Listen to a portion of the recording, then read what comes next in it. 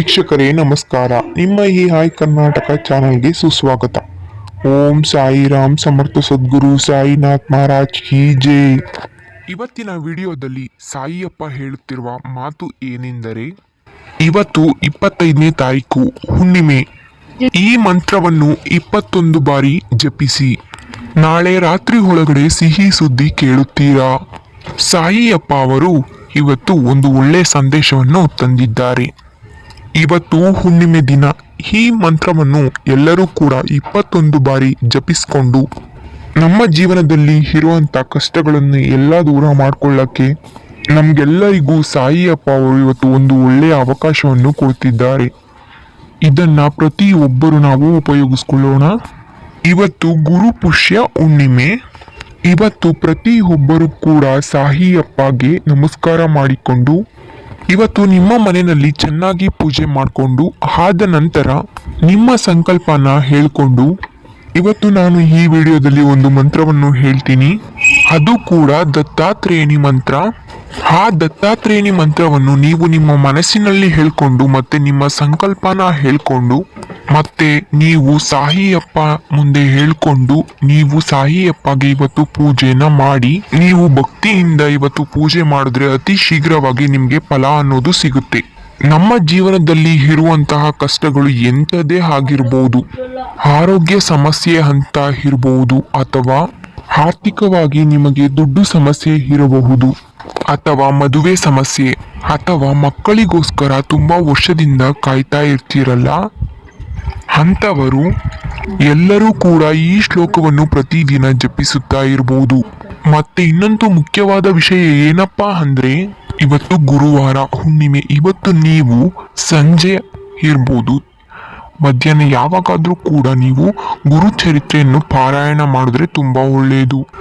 ಗುರುಚರಿತ್ರೆಯನ್ನು ಯಾರು ಪಾರಾಯಣ ಮಾಡ್ತಾರೋ, ದತ್ತಾತ್ರೇಯ ಗುರುಚರಿತ್ರೆಯನ್ನು ಯಾರು ಪಾರಾಯಣ ಮಾಡುತ್ತಾರೋ ಅವ್ರಿಗೆ ತುಂಬಾ ಒಳ್ಳೆಯದಾಗುತ್ತೆ. ಗುರುಚರಿತ್ರೆಯನ್ನು ಪಾರಾಯಣ ಮಾಡ್ತೀವಿ ಅನ್ನೋರು ಇವತ್ತು ಸಂಜೆ ಶುರು ಮಾಡಿ. ಮತ್ತೆ ಈ ದತ್ತಾತ್ರೇಯ ಪಾರಾಯಣವನ್ನು ನೀವು ಪ್ರತಿದಿನ ಒಂದು ಚಾಪ್ಟರ್ನ ಓದ್ಬೋದು. ಮತ್ತೆ ಇಲ್ಲ ಅಂದ್ರೆ ನೀವು ಜಾಸ್ತಿ ಓದ್ತೀನಿ ಅಂದ್ರೂ ಕೂಡ ಓದ್ಬೋದು. ನೀವು ಸಂಜೆ ಮಲಗುವಾಗ ನಿಮ್ಗೆ ಎಷ್ಟು ಚಾಪ್ಟರ್ ಆಗುತ್ತೋ ಅಷ್ಟು ಚಾಪ್ಟರ್ನ ನೀವು ಓದಿ ಡೈಲಿ ಮಲ್ಕೋಬಹುದು. ಒಳ್ಳೆಯ ಮನಸ್ಸಿನಿಂದ ನೀವು ಶುದ್ಧಿಯಾಗಿ ಆ ಚಾಪ್ಟರ್ಸ್ನ ನೀವು ಓದ್ಬೋದು. ನೀವು ತುಂಬಾ ಅರ್ಥ ಮಾಡ್ಕೊಂಡು ಆ ಚಾಪ್ಟರ್ಸ್ನ ಓದ್ಬೋದು. ಈ ತರ ನೀವು ಅರ್ಥ ಮಾಡ್ಕೊಂಡು ಆ ದತ್ತಾತ್ರೇಯ ಪವಾಡವನ್ನು ನೀವು ತಿಳ್ಕೊಂಡು ಆಮೇಲೆ ನೀವು ಆ ದತ್ತಾತ್ರೇಯ ಮಂತ್ರವನ್ನು ನೀವು ಮನಸ್ಸಿನಲ್ಲಿ ಹೇಳ್ಕೊಂಡು ನಿಮ್ಮ ಬೇಡಿಕೆಗಳನ್ನು ಕೂಡ ನೀವು ನೆನಪು ಮಾಡ್ಕೊಂತಾ ಇರಬೇಕು. ಖಂಡಿತವಾಗಿಯೂ ಕೂಡ ನಿಮ್ಮ ಬೇಡಿಕೆ ಅನ್ನೋದು 100% ಈಡೇರುತ್ತೆ. ಮೊದಲನೆಯದಾಗಿ ನಿಮಗೆ ಮುಖ್ಯವಾಗಿ ಹೇಳಬೇಕು ಅಂದ್ರೆ, ಏನಾದ್ರೂ ಮಾಡುವಾಗ ಮೊದಲು ನಂಬಿಕೆ, ಶ್ರದ್ಧೆ ಅನ್ನೋದು ನಿಮ್ಗೆ ಮುಖ್ಯವಾಗಿ ಇರಬೇಕು. ಎಲ್ಲರೂ ಕೂಡ ಇವತ್ತು ಸಂಜೆ ಒಳಗೆ ಗುರುಚರಿತ್ರೆ ಏನಾದ್ರೂ ಪಾರಾಯಣ ಮಾಡಕ್ಕಾಗಲ್ಲ ಅನ್ನೋರು ಸಾಯಿ ಸಚ್ಚರಿತೆಯಿಂದ ಒಂದು ಚಾಪ್ಟರ್ನ ಓದೋಕೆ ಪ್ರಯತ್ನ ಮಾಡಿ ಸಾಕು. ಇವತ್ತು ಹುಣ್ಣಿಮೆ ತುಂಬಾ ಒಳ್ಳೆಯದು. ಹುಣ್ಣಿಮೆ ದಿನ ನೀವು ಪ್ರಯತ್ನ ಮಾಡಿ, ತುಂಬಾ ಒಳ್ಳೆಯದು. ಮತ್ತೆ ನಾನು ಈಗ ಹೇಳ್ತಿರುವಂತ ಶ್ಲೋಕವನ್ನು 21 ಬಾರಿ ನೀವು ನಿಮ್ಮ ಸಂಕಲ್ಪನ ಹೇಳ್ಕೊಂಡು ಸಾಯಿಯಪ್ಪ ಮುಂದೆ ಕೂತ್ಕೊಂಡು ಬೇಡ್ಕೊಳ್ಳಿ. ಮತ್ತೆ ನೀವು ದತ್ತಾತ್ರೇಯನ ನೆನಪು ಮಾಡಿಕೊಂಡು ನೀವು ನಿಮ್ಮ ಸಂಕಲ್ಪನ ಹೇಳ್ಕೊಂಡು ನೀವು ಸಾಯಿಯಪ್ಪಗೆ ಸಂಜೆ ಒಳಗಡೆ ಪೂಜೆ ಮಾಡ್ಕೊಳ್ಳಿ. ಈಗ ನಾವು ಶ್ಲೋಕವನ್ನು ತಿಳಿಯೋಣ ಬನ್ನಿ ಸ್ನೇಹಿತರೆ. ಜರಾ ಜನ್ಮ ವಿನಾಶಾಯ ದೇಹ ಶುದ್ಧಿ ಕರಾಯ ಚ ದಿಗಂಬರ ದಯಾಮೂರ್ತೆ ದತ್ತಾತ್ರೇಯ ನಮೋಸ್ತುತೆ. ಈ ಶ್ಲೋಕವನ್ನು 21 ಬಾರಿ ಮನಸ್ಸಿನಲ್ಲಿ ಹೇಳ್ಕೊಳ್ಳಿ. ನಿಮ್ಮ ದೇಹ ಶುದ್ಧವಾಗಿ ದಿಗಂಬರ ದಯಾಮೂರ್ತಿಯಾಗಿ ಆ ದತ್ತಾತ್ರೇಯವರ ಆಶೀರ್ವಾದದಿಂದ ಆಮೇಲೆ ನಿಮ್ಮ ಜನ್ಮ ಅನ್ನೋದು ಧನ್ಯವಾಗುತ್ತದೆ. ಚರಾಜನ್ಮ ವಿನಾಶಾಯ ದೇಹ ಶುದ್ಧಿ ಕರಾಯ ಚ ದಿಗಂಬರ ದಯಾಮೂರ್ತಿ ದತ್ತಾತ್ರೇಯ ನಮೋ ನಮಃ.